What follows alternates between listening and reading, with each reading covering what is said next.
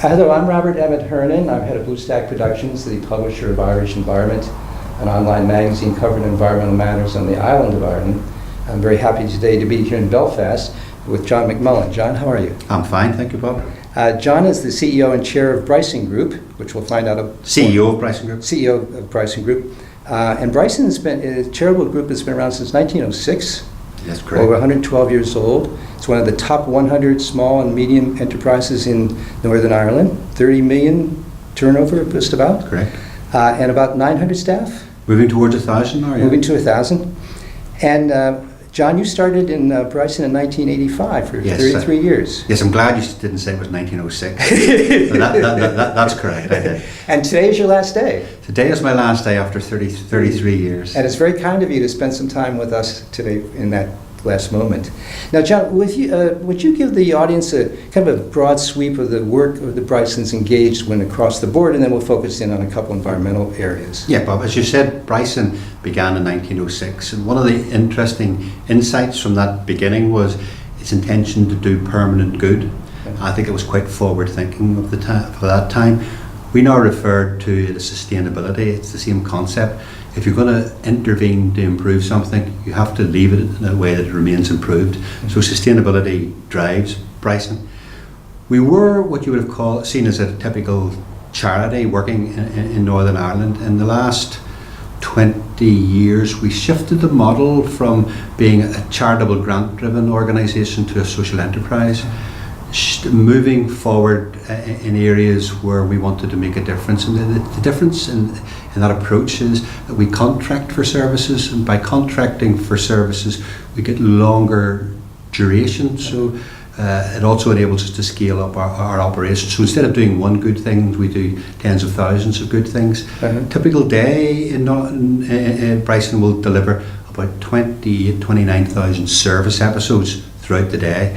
So it's quite large. It now employs almost 1,000 people and growing substantially.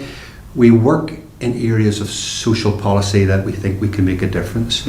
So, and we've developed the charity with projects to the charity as a holding company with social businesses, and it is 6 social businesses, moving from Bryson Recycling, Bryson Energy, Bryson Care, Bryson Intercultural, Bryson Lagan Sports, which is a water sports centre using our river instead of ignoring the river, and Bryson Future Skills, tackling one of the most significant challenges I think the UK and Ireland face, is finding employment opportunities for a growing number of disaffected adults and young people who don't see work as an aspiration, and in some cases intergenerational unemployment in Northern Ireland can be more than one generation now, which is a terrible waste of a lot of skills. So the modern Bryson has developed business activities in each of those areas to scale up our impact. And you also work with supporting ethnic minority groups, don't you? And which ethnic minority groups are you working with? Bryson Intercultural works specifically with the travelling community and a range of black and ethnic minority communities in Northern Ireland. It also deals with asylum seekers who are presenting themselves in Northern Ireland. We're the first point of contact, and we manage a major programme with partners for displaced Syrian refugees coming into Northern Ireland. So it's a broad range. If you're on the ground floor today, you'll see people from a range of ethnic backgrounds coming to Northern Ireland and needing support as their first point of contact. Now, John, the 2 issues we want to focus on today is the energy and recycling, which are the most environmentally related. And the energy the group helps energy users reduce their costs and the greenhouse gas emissions. When did the greenhouse gas emissions and the climate change issue become part of the mission of the energy group? I think it reflects government policy now identifying the need to reduce emissions, and some of that was European-led and UK government-led, but it wasn't hard for us to connect up. If we enable people to use less energy, we will create less greenhouse gases, but more importantly, we will reduce the costs to those households. Our particular interest is in houses living in fuel poverty. Fuel poverty in Northern Ireland is the highest generally in the UK. Historically, it's been around 43%. More recently, when the last time they carried out their research, it seemed to have reduced into about the 24-25%. But it's driven by heating costs. Those figures to get to that percentage are 2 years old. Heating costs are spiralling again. So we anticipate, without having any access to data, that it's higher than that. It's back getting up to 30 and 40%. So saving money for those families is critically important. It helps them keep warm. If they keep warm, the children perform better at school. There's better health outcomes. What we get is these things are more interconnected than government policy actually acknowledges. So if we've got people warm and comfortable in their homes, they're less likely to be going into hospital, they're less likely to fall, the children perform better at school, there's less mental health issues. These things all interconnect. It's only government that doesn't easily see that. Now, so if it's gone down to 24% from 41 or 42, it's really a function of the cost of the oil? It's primarily, but the two issues are the cost of energy and the efficiency of homes and heating systems. Where government has intervened before, it has looked exclusively at the efficiency of the home, its insulation, and the efficiency of the heating systems. That's only part of the problem. There are three components of fuel poverty. The other two, which government doesn't really address, is the price of energy and the income to a home. We can address all three in our models.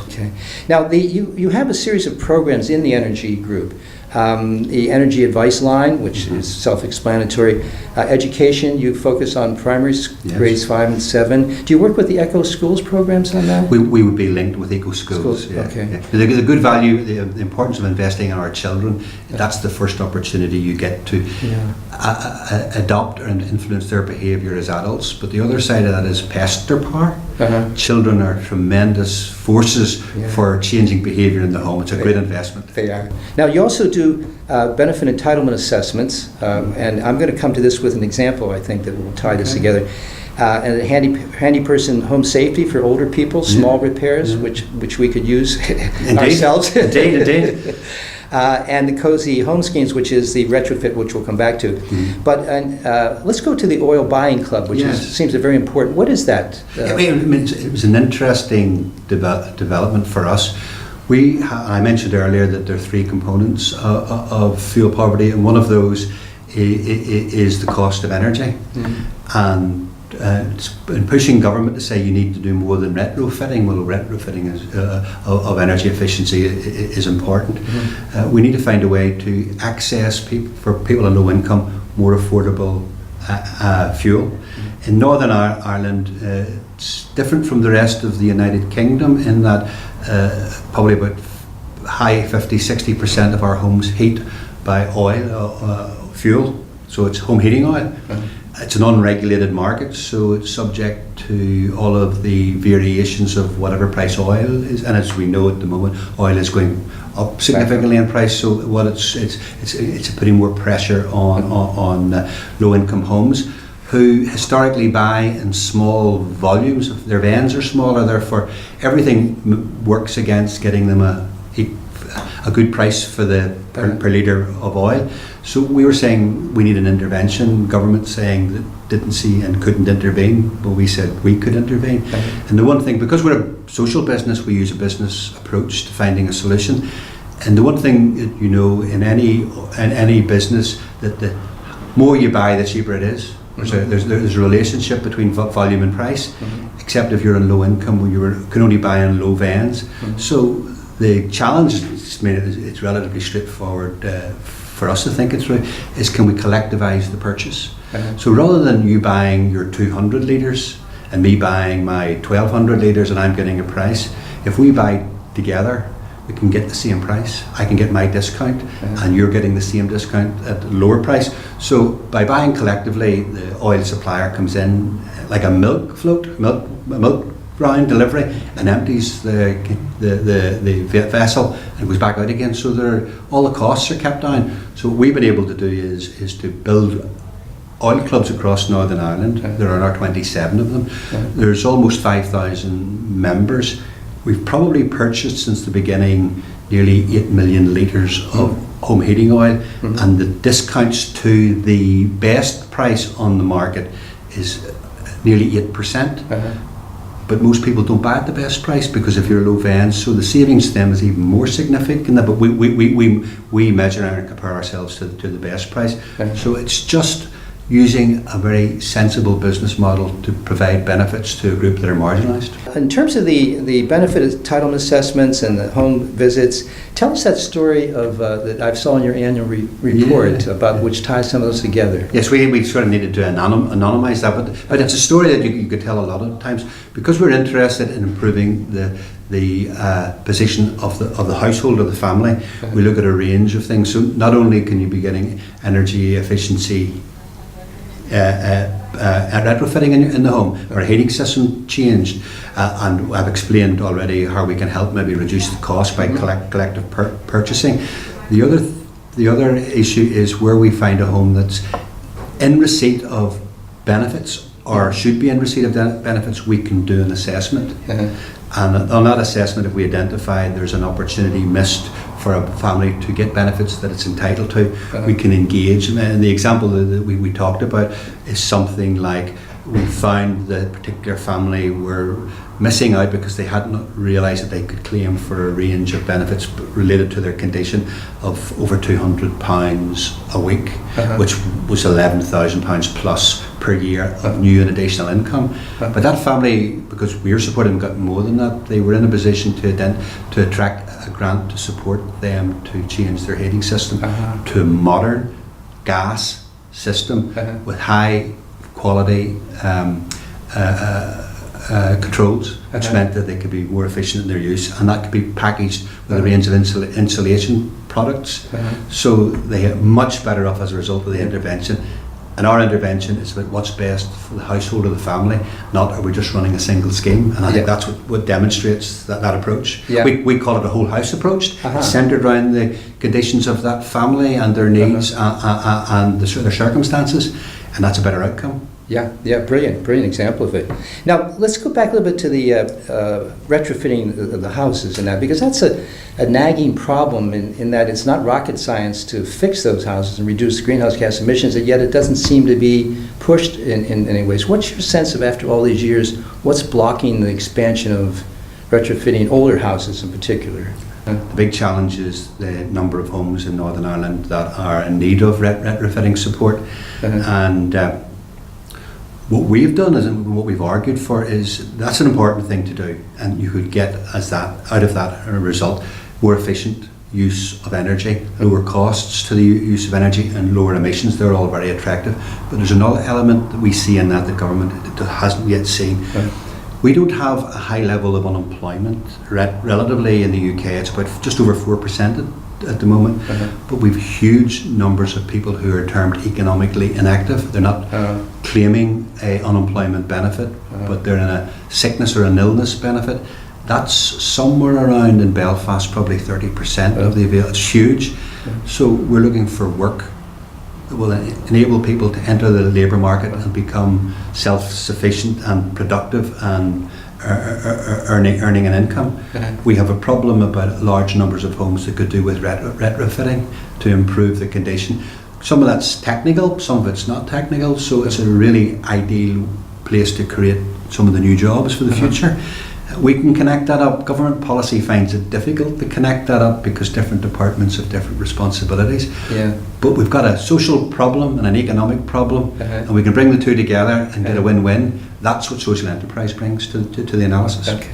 Now let me switch and talk about the recycling program, which is also very interesting for Bryson's. You started out in 1993, Bryson did, with Cash for Cans. Cash for Cans, yes. And where did you evolve from there? Take us just briefly through that evolution.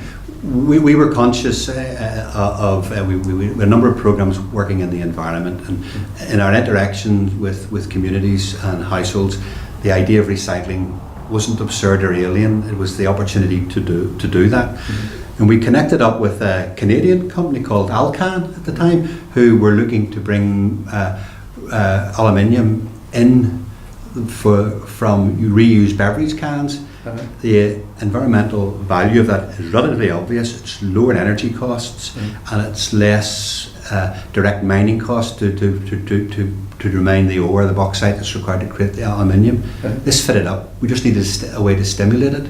So in essence, what we found that if we paid people 1 penny for every can they brought us, and we could sell those cans at 1.5 pence, you have a business. And that allowed us to begin to develop our experience in working with communities, working with community organisations like Scouts groups or church groups who were collecting the cans to fundraise. We could see how this would work, and there was clearly an appetite for it. Because we had that experience, we watched and saw the European legislation beginning to change, which was going to put a responsibility on our local authorities to recycle. Our local authorities have much experience in collecting waste, but recycling isn't waste. Recycling is collecting a resource and using it for a very positive purpose to remanufacture from it. So it's not quite the same. It's not a logistics challenge. It's some logistics, but it's primarily behavioural change and a new model of collection which protects the quality and integrity of the materials. We, to demonstrate this, very early on raised about £500,000 to invest in piloting this in the Greater Belfast area, and we encouraged a lot of local authorities to come and watch what we were doing. And the model that we were saying, it's not dealing with the materials as a waste, it's about segregating that collection point and ensuring the quality of them, and that requires us to engage with the household. So let's use the term co-production. They look after the materials, they're committed to seeing and engaging in recycling, so they give you materials sorted and clean. Then what you're doing is collecting them in that segregated, then bulking them separately, and then selling them into markets. So that moved us from being a cash for cans to a curb sort, which is the term that we use, recycling organisation. We also built onto our approach to ensure that we remanufacture from the materials we collect as close to home as possible. So 80% of the materials that we currently collect will remanufacture in Northern Ireland. That creates more jobs in Northern Ireland. It creates competitive advantages to Northern Ireland companies because there's embedded energy, which means it's cheaper to remanufacture from recycled materials. It's good for the environment as well as good for the economy. Creates jobs and enables those companies to be more competitive, either thicker margin or they have the capacity to compete more easily on price. This is just a win-win. We got it. It's become very popular, and we see it now beginning to grow more and more across the United Kingdom. And that's some of the examples of that reprocessing is you send paper to a company in Lurgan to make egg packaging. That's right, yeah. And glass to bottle manufacturers, including Bushmills and Yes, we were looking for local suppliers. So in the example of glass, our glass all goes out to County Fermanagh to an company called Encirc, who turn that into bottles, and they can be Bushmills bottles. So when you're drinking your nice whiskey, you realise it's probably come from recycled bottles from Northern Ireland. It's a Bryson contribution to That's that. our contribution. And the same with both with glass and with the blown fibre, the egg boxes.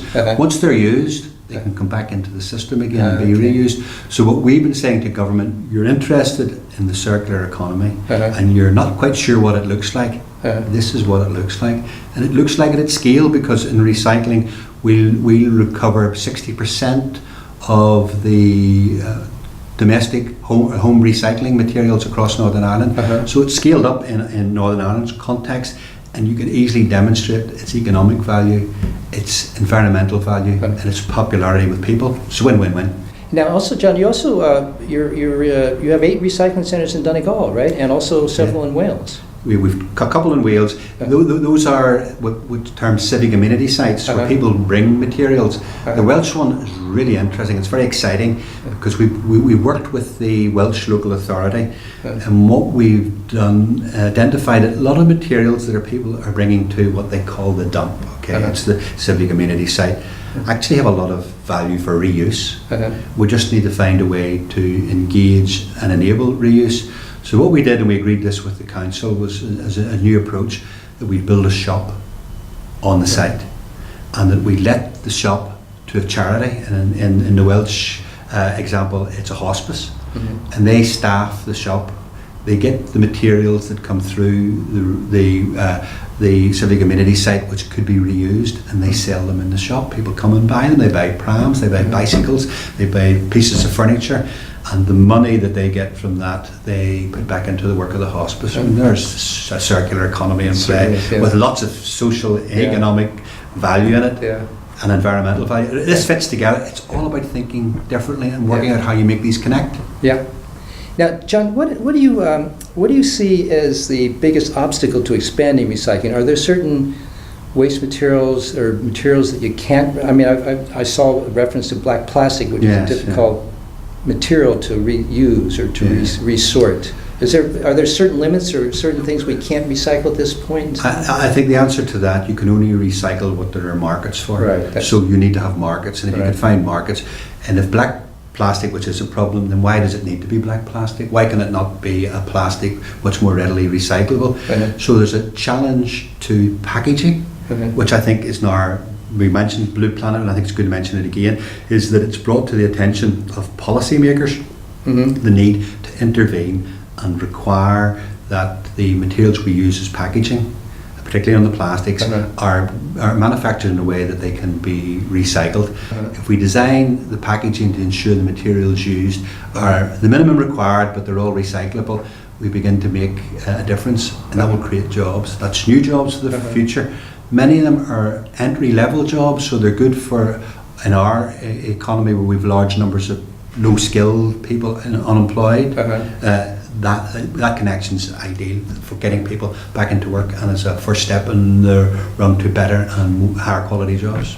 Now, John, let me end this with this, and that's a good point. What social enterprise can do. What message do you have after 33 years here at Bryson? Any message you want to leave with the audience today? I think if we think differently about how we solve our problems and are able to see them in the range of impacts you can get from it. For me, a future that is businesses driven for social purpose profitably is part of the future. I think we've demonstrated here. Our growth has been significant. We've grown to over 30 million from a place where we wouldn't have been less than £1 million. When I started here, we probably had 30 people, 40 people working here. Now it's getting close to 1,000. We're developing a new model for the economy for the future, and I think that's the thing that's starting to emerge. And John, we all wish you the best future. Oh, thank you very much. Good luck. Thanks for talking with us today. Not at all. It's been a delight, Bob. Thank you. Thanks, John.